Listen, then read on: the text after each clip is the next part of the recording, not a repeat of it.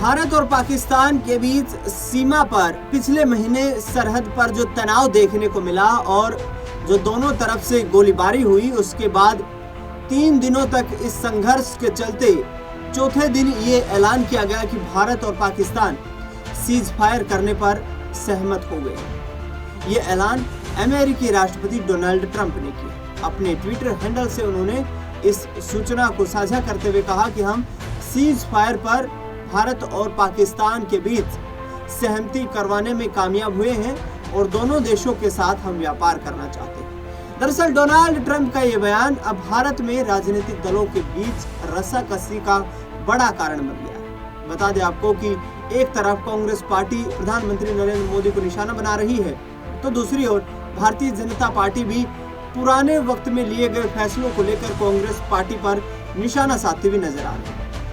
बहरहाल आपको बता दें कि जिस तरीके से राहुल गांधी ने कहा कि डोनाल्ड ट्रंप ने फोन उठाया और कहा, नरेंद्र क्या कर रहे हैं? उन्होंने कहा बोलिए। उन्होंने सीधा कहा सरेंडर। और इतने में प्रधानमंत्री नरेंद्र मोदी ने अमेरिकी राष्ट्रपति डोनाल्ड ट्रंप के सामने सरेंडर कर दिया।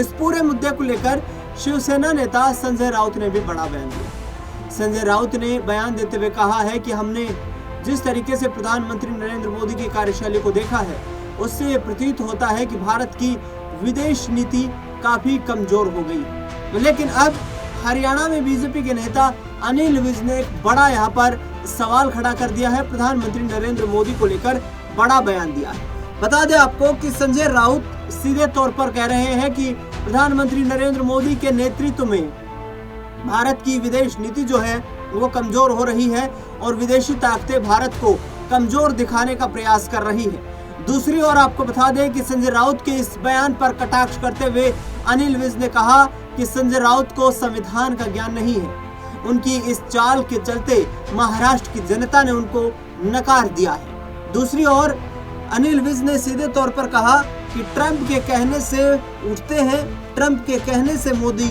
नहाते हैं, ट्रंप के कहने से ही खाते हैं। आखिरकार विपक्ष ने ये राग अलापना शुरू कर दिया है। दरअसल बता दें आपको कि विपक्ष लगातार हमलावर हो रहा है।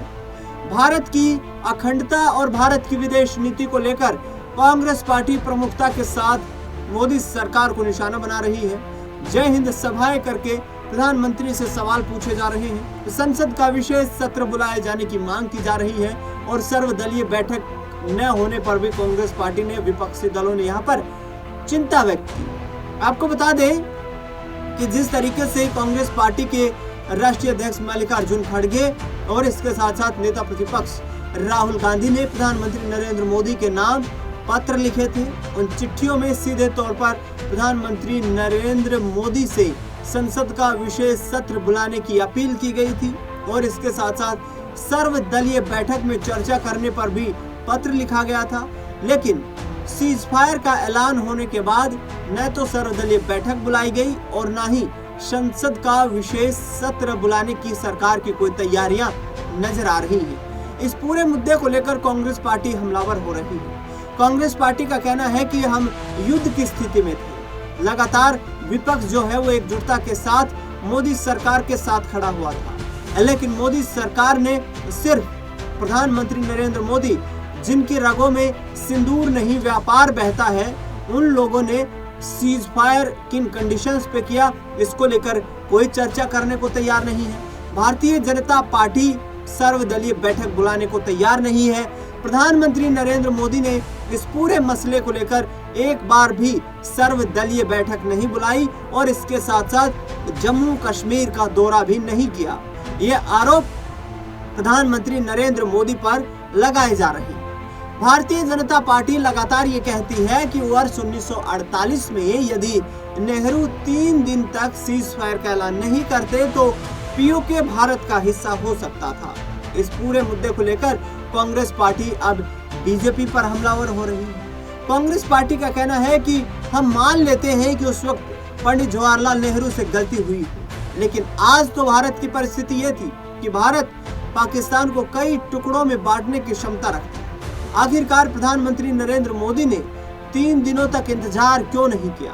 3 दिनों में पीओके हमारा हिस्सा हो सकता था। इस पूरे मुद्दे को लेकर राजनीति काफी गर्म हो रही है। बता दें आपको कि भारतीय सेनाओं के शौर्य और पराक्रम की यहाँ पर गाथा गाते हुए कांग्रेस पार्टी कह रही है कि मोदी राज में सेनाओं को कमजोर करने की कोशिशें की जा रही हैं। प्रधानमंत्री नरेंद्र मोदी एक बार भी जम्मू कश्मीर का दौरा अभी तक करने नहीं गए हैं। आखिरकार उन्हें इस पूरे मुद्दे पर जवाब देना चाहिए। बता दें आपको कि एक तरफ बिहार की धरती से प्रधानमंत्री नरेंद्र मोदी ने आतंकवादियों पर निशाना साधते हुए कहा था कि भारत के जम्मू कश्मीर में जिन लोगों ने इस आतंकी घटना को अंजाम दिया है उसका अंजाम इतना बुरा होगा कि उन्होंने कभी कल्पना भी नहीं की होगी। दूसरी ओर वे राजस्थान के बीकानेर पहुंचते हैं और बीकानेर में जाकर ये कहते हैं कि हम पाकिस्तान के खिलाफ मजबूती से लड़ाई जीतने में कामयाब रहे हैं। पाकिस्तान का आतंकी इंफ्रास्ट्रक्चर हमने ध्वस्त कर दिया है। वहीं उन्होंने सीधे तौर पर एक जनसभा को संबोधित करते हुए कहा कि मेरी रगों में खून नहीं बल्कि गर्म सिंदूर बह रहा है। तो दूसरी ओर मध्य प्रदेश के दौरे पर पहुंचे प्रधानमंत्री नरेंद्र मोदी की रैली में ये पोस्टर दिखाई दिए कि सौगंध मुझे सिंदूर की, मैं देश नहीं झुकने दूंगा।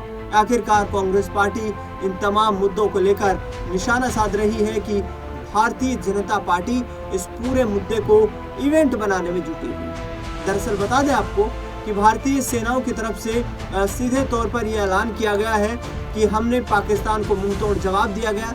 जबकि सिंगापुर में एक कार्यक्रम में शिरकत करते हुए CDS अनिल चौहान ने एक बयान दिया और उसके बाद मोदी सरकार की कार्यशैली पर सवाल खड़े हुए। CDS अनिल चौहान से ब्लूमबर्ग की एक टीवी पत्रकार ने अपने निजी इंटरव्यू में पूछा कि आखिरकार पाकिस्तान जो दावे कर रहा है कि उन्होंने भारत के 6 लड़ाकू विमान मार गिराए हैं जिसमें 3 राफेल भी शामिल हैं, क्या ये बात सही है? जिस पर अनिल चौहान ने कहा कि यह मायने नहीं रखता कि हमारे विमान गिराए गए या नहीं, ये मायने ये रखता है कि क्यों गिराए गए और कितना नुकसान हुआ। उन्होंने सीधे तौर पर कहा कि भारतीय सेना के सभी पायलट सुरक्षित वापस लौट कर आए। तो ऐसे में क्या वाकई में भारतीय सेना को इंफ्रास्ट्रक्चर में किसी तरीके का कोई नुकसान हुआ है? ये भी एक प्रश्न चिन्ह है जिसको विपक्ष लगातार उठा रहा है। अनिल विज के इस बयान पर किस तरीके से पलटवार कांग्रेस पार्टी करती है ये देखना बेहद दिलचस्प रहेगा। हालांकि संसद के विशेष सत्र को बुलाए जाने की मांग काफी तेजी से उठ रही है। क्या भारतीय जनता पार्टी की केंद्र सरकार मानसून सत्र की शुरुआत होने से पहले ये बड़ा कदम उठाएगी? देखना बेहद दिलचस्प रहेगा। दूसरी ओर आपको बता दें कि बीजेपी के कई नेताओं की तरफ से बयानबाजी सामने आई है कि हाल ही में 1 महीने के बाद संसद का मानसून सत्र शुरू होने वाला है, जिसको लेकर के यहाँ पर सीधे तौर पर उन तमाम सवालों का जवाब दिया जाएगा जिन्हें लेकर विपक्ष यहाँ पर सरकार पर हमलावर हो रहा है। देखना दिलचस्प होगा कि ऑपरेशन सिंदूर की राजनीति कितने दिनों तक ये ज्वाला धधकती रहेगी। फिलहाल इस खास कार्यक्रम में इतना ही। देश दुनिया से जुड़ी तमाम बड़ी खबरों के लिए देखते रहिए SPN 9।